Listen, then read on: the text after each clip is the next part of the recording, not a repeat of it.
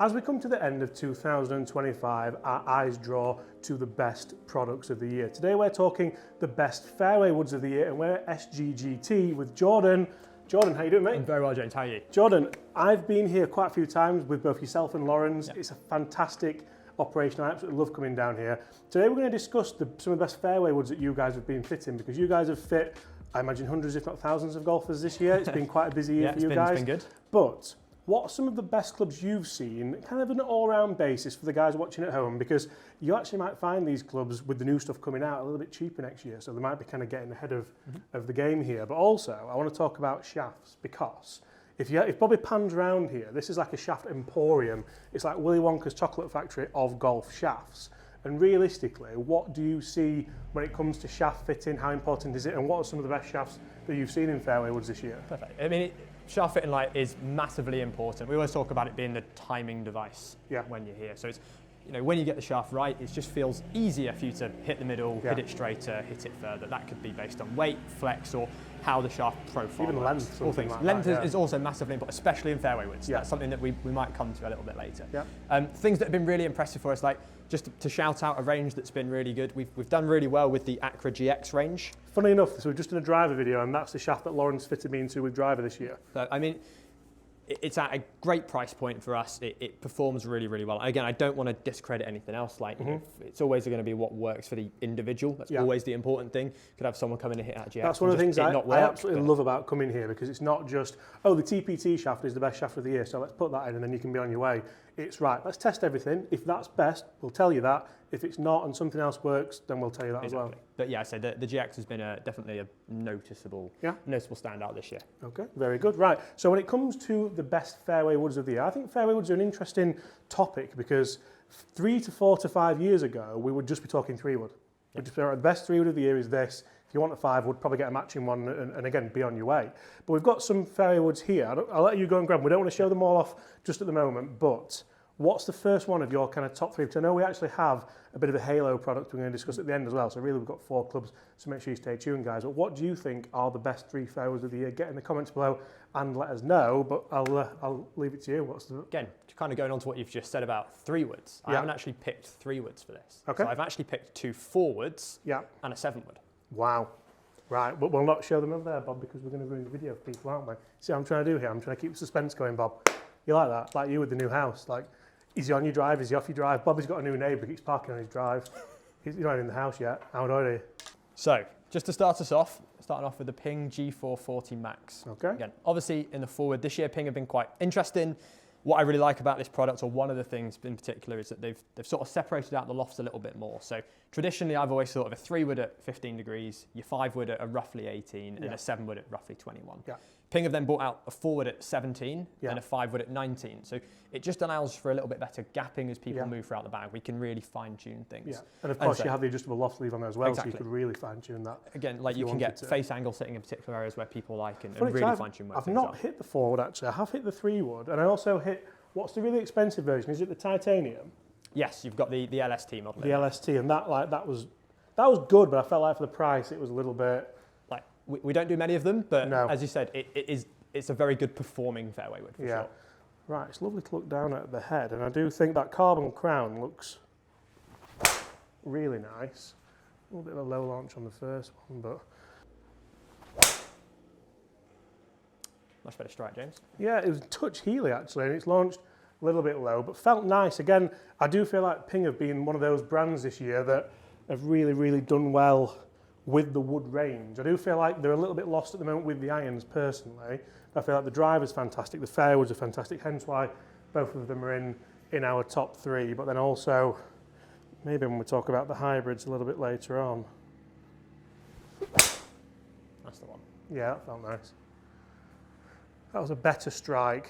17 degree, I wouldn't really think about that too much, but... Again, I'm not necessarily saying this is the best thing for you. Yeah. I think, if we sat here in a fitting environment, I'm looking at that, we've just seen you spin that one just under 5,000. Like, you probably don't need that much loft in a fairway wood. Yeah. But again, for the masses, you've got a lot of people that are struggling to get that fairway wood launching to get the carry distance. that's where I think these clubs on the whole have been really, really good. Yeah. One thing I'd just be really interested, we can use this shaft maybe going through the rest, we can just see where we are, but I'm just going to pop you in a slightly shorter shaft there. Yeah. So again, everything exactly the same in terms of the product, and just see how it feels to you. Obviously trying to just keep the ball in play, aren't we, a little bit? And again, for people who come forward fitting here at SGGT, lots of different options. You can see each head has has the same fitting, doesn't it? And then you have the same fittings on the shaft, so you can pretty much try anything in any head, which is a really nice way to go about it. I've not seen a point where we would do this, but you want to put a 7-wood into a driver, like a 7-wood shaft into a driver. Funnily enough, we could fit it. Again, I've not seen anyone where that's going to work. Chris Dennis did that. He did it by, it might have been a 5-wood, but he did it by mistake in his driver. He ended up keeping it in all year because he just kept hitting fairways with it. Fair enough. So maybe I'll hold my tongue. He did lose a bit of distance, but he was still knocking it past Bob, which most people do anyway, but hey, there's a proper one there, but we want to get that in your pocket. It's never marked up that. Right. So things to expect here, maybe a little bit lower launch, lower club head speed. That would be the expectations, and we'll see what happens. This feels really, really nice here. Oh, look at that. So now I guess we'd be fitting on the basis of, can I get a club to go a certain distance rather than, that's really nice, that, isn't it? It's quite similar numbers. You can see the ball speed just a little bit lower with a little bit, don't know if that was less club head speed or just maybe not quite as squared up quite as well. Yeah. So from the one before you were at 100 mile an hour, that one dropped down to 98. So again, definitely a drop off in the club head speed. I do like that idea, you know. And it's just being able to try it, right? Yeah, so that's some always food for thought there. What's that one? 240, there we go. Right, so move on from the ping. There's a couple of different brands here as well. Guys, comment below if ping's in there. What other brand do you think's in there for the best fairway woods of the year? I just think, again, on that one, the thing that's been massively impressive with this has just been its miss hit performance. Yeah. It's been quite easy to get the ball launching, and it's just miss hits have been fantastic. Right, very, very good. So moving on to, I can see what it is, and I agree with this because I think this has been one of the clubs that has been standout in the fairway wood range. Have you guys fitted a lot of these? Done loads of these. So obviously we're now moving on to the QI35. Specifically, the core model's been the one that has been fantastic for us. Yeah. Both the Tour and the Max model have both done what they say on the tin. So we've seen the Max be a little bit more forgiving, spin a little bit more, launch it a little bit higher. And then that Tour model's got a load of adjustability to it, so you can really get it to do what you want. Again, that's the more expensive version as well. For yes, people, isn't exactly. Now, again, the core's just been fantastic all round. Yeah. It launches it nice and high. It doesn't create too much spin, so you get a good amount of distance from it. And again, similar to the ping, it's been very good on miss hits. One of the things I love about, or two of the things I love about this, not only do we have the through slot speed pocket here, so that helps you generate or maintain ball speed on low face hits, but we have that weighting a little bit further forward in the head. So even for like a high launch model, it still has that weighting a little bit further forward, so you're not necessarily losing it up in the air with spin, are you? Yeah, and it's, again, another sort of thing of interest between this and the ping is actually being able to hit it off the grass as well, a little bit more than just the mat. You kind of see the different sole shapes, and certain times people will just pick one off better off the turf as well. Yeah, they're very different to one another. I like that Infinity Crown as well, you know, with the... I think looks-wise, it's been one of the golf clubs you give to people, you ask the question, how does that look? And people turn around and say, the green this is amazing. Looks incredible in it as well, to be fair. But right, so this is a high launch, 16.5 degrees, so let's go. Now that was a toey one, and that stayed so stable in the air. You know what, I just love my job, Bob, I think, more than anything. I keep saying I enjoyed that, but 230 yards with a shot like that, very, very happy. Very good. One of the things that you might get as well is a little bit more versatility. So having, obviously all the technology in here, having that forward weight, I can see there that looking at the optimum numbers, if I can get that launch angle down a bit, I'm going to generate a little bit more, aren't I? So 100%. We can still generate a bit. Got it down, Good Bob. bit of versatility on that one, James. Versatility is absolutely fantastic on that one. Nice. Yeah. So there's certain clubs you can't do that with. You know, like if we are thinking about trying to get a forgiving golf club. It's nice. It seemed a little easier for you just to actually square the face naturally as well for yourself compared to the ping, probably having that weight a little I'm a huge fan forward. of, I used this for quite a long time and really, really enjoyed it. Yeah. I think I tried to use a tall head probably a bit too long, which a lot of people do, but yeah, it's a really, really nice middle ground. So thank you very much. Perfect. Right, what do we have left in this bag? Remember, guys, we've got another one to come, which might shock you a little bit. But then we also have what I think is the best all-rounder. And I know you think that as well. And you guys probably think at home. What do you reckon that is? Comment below and let us know. Right, what do we have, Jordan? Actually got the Wilson Dynapower. Okay. Got this one in a 7-wood because this is a place where we found this to be amazing. Yeah. It's launched it high, but it's just been super, super consistent. Mm-hmm. Just, a little bit lower on that in terms of price point as well compared to some of the other models. It's been fantastic. Do you find that certain fairway woods do perform better in different lofts? I think specifically what you'll find is that, you might get a fairway wood that's really quick, for example. Yeah. And with that, it might be really good in a 3-wood because it helps get the distance. Yeah. But then you might find, into a 7-wood, you just want something that's consistent. You don't necessarily care about necessarily how far it's going at that point. It's more just, are you hitting greens? Do you know where it's going to go?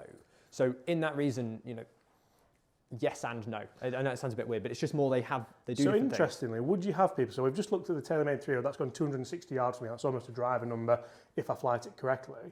Have you had many people who've come for a fairway wood fitting and left with maybe a TaylorMade 3-wood, a Wilson 7-wood or something like that? Totally, 100%. And as I said, it might just be that in those higher lofted clubs, they either need a little bit more, a little bit less spin comparative or a different head shape just to get maximum performance. So here with the 7-wood, if we can get like a 200 yard, just a nice high 200 yard shot like that. I mean, you see the height on that compared to the straight away, forwards. it's a totally different club, isn't it? Which obviously it is. But then if I'm trying to hit we've just hit 202 and I'm trying to hit a 200 yard shot, so you can see, Bob's impressed by that, aren't you? Who? Gaz? Oh, has he? The man, the myth. Has he got the 7-wood? Has he? I'm gonna have to put it in the bag now, if he's got one. And then we can also move this down a little bit in the stands and still hit that kind of lower shot if you want to, can't you? 100%. I think a lot of people do imagine 7-wood is just to stand there and hit it high club, and it is very good at that. Yeah. But, you can still alter your swing to change the ball flight if you need to. Like that, you've just hit the one before about 110 feet in the air. Yeah. That one you've dropped the feet down to 90 feet. It's, if you were worried about the wind or something along those lines, that still would have stopped as well. Yeah, it would have been very controlled. 210 yards as well. So interestingly enough, at the launch of these, we were lucky enough to meet Paul Laurie and played 18 holes with Paul Laurie, which was one of the best experiences ever. But he was throwing balls down in the rough with this 7-wood, and he was hitting them, and they were coming off like he was in the fairway. Yeah. It was just absolutely ridiculous. So I'm going to hit one more with this, and whenever I want to hit one more with the club, I do feel like that's part of the battle because I'm actually really, really enjoying this. Like you said, it's a slightly lower price point as well. So do you want a high one or a low one? I was going to say, let's go a high one. You've hit one at 110 feet. Let's see if we can go 130. Let's see if we can really split it up. Oh, that might be 140. That was high. If that's still 200 yards, then that's at 205, 120 feet in the air. Exactly the same. So 203 carry. So like you said, I'm really pleased I've done that because you've mentioned about the consistency and we've just hit 3 shots, all very different trajectories, the same distance. Yeah. And again, I don't think you've piped every single one of them. Like, I don't know, Job. They're struck well, but you know what I mean? It's not like they were all I don't perfect. backtrack now, Job. That's fine. Right. They're the top 3 fairway woods. Hard to disagree with them. Again, these are what you guys have found in fittings as well. So it's really interesting, not only to have my personal opinion, which is obviously very subjective, but also these guys have been in the trenches, they've been fitting clubs all year, thousands of fittings, and it's really interesting. Now, this next club is one of my favourite clubs of the year. I think the whole genre of this club would be a game changer for so many people. We are talking fairway woods, and that's the reason why we're talking about the Titleist GT280. Because it acts as both, doesn't it? Like, this is christened a mini driver, but is it really? It's a smaller head than a generic mini driver, isn't it? I think there's quite a few people with this model in particular where they've come in for a fairway wood fitting. Yeah. You kind of sat there going, I think how they're talking about how they use it a lot off the tee, and it seems like this would be a really good concept for them. But they put it down and it doesn't look too big to the fact that it still feels like you could put it in there and you can get it working quite well off the deck. And the thing that's great, again, just coming back to our fitting system, is that this just fits a 3-wood shaft. Yeah. Comes in at the 43.5 inches that would be sort of the standard length of that. So, we can sit there, we can put our shafts in here. Yeah. And again, that would be the same with other people with mini drivers they've got. If they want to come in and they wanted just to get fitted for a shaft in there, we can do our best to get as much out of a mini driver as well as possible, just using our sort of standard 3-wood products. It was a really interesting one as well. So the relationship we have with the brands, obviously we get the product to test. And when Titleist released this, it was slightly later on than the drivers. So they said, oh, James, we'll send you the head. Whatever shaft you got fitted for in the 3 wood, just use that because we couldn't get that down to Woburn to do the fitting. And it was a really interesting one because I thought, oh, well, that's a bit like just put your 3 wood in it. But actually, now we think about it more and more, it probably makes a lot of sense. Also, having the adjustable weights here I think is huge because obviously if you are using it primarily as a fairway wood, you might have the heavy weight in the back. That shifts CG back, it enhances the MOI, but if you're using it off the tee, you might want the heavyweight forward just to bring that spin down a little bit. And it also works the opposite way, where if you've got someone who's quite good with a fairway wood, they might find that the mini driver gets a little bit too close to driver.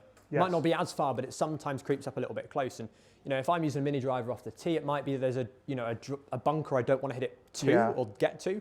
And actually having a mini driver that makes sure it stays short of driver is really important. I don't think I can hit it better than that. No, I don't think. And that didn't look that different to the forwards we were hitting in terms of the launch that you've got off of it. You struck it really, really well, just ever so slightly toe side, but lovely. The really funny thing there is, so the depth of this face, I'm thinking, oh, it might just be a little bit kind of deep for off, especially off the mat potentially. Yeah. But I think I don't think I'm going to hit it much better than that, to be honest. We could try and drop the spin rate a little bit, but again, that's also off the deck, right? Like if we just stick this on a tee, what you'll probably find is you're then naturally going to strike that a little higher in the head, we would hope. Yeah. And then that should drop that spin itself, you know. And the thing I like from that is that the 7 wood we were just hitting was at 110 feet. Yeah. You've just hit the mini driver off the deck because of the extra ball speed that we've got. Yeah. That's actually carried it to that same sort of height and trajectory. Yeah, yeah. So again, that even going into a par 5 for you, you still stop that at a 46 land angle. Like it's not like it's chasing on and you've got no chance. And that's where I found this to be a really versatile golf club. Oh yeah. That is absolutely. Lawrence was coming to sort. He heard the strike on that one. He thought he's got to have a look. I couldn't stop myself from coming in. I really, really enjoyed that. I'm going to hit one more again because I'm enjoying myself. And just kind of what we were saying there, James, like shot before 4,200 spin. You tee it up, you hit it a bit, not actually too much higher in the head, but a little bit higher in the head, and then we see that at 3.8. So you know, we do see that spin drop a little bit. So that would be what we would expect sort of between the tee and off the deck. That's nicer. That was toey as well, but that's a shot that I quite enjoy. Ball speed 151 out the toe. That's not too bad and again, at all. You can see with the tracer there on top tracer, on TrackMan, just how straight that one there's. That one there's gone. But you know, at 250, it's not getting too close to your driver.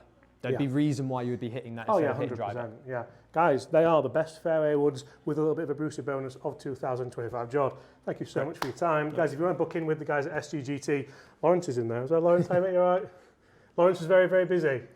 But apart from that, we'll see you all at the same time tomorrow. Goodbye.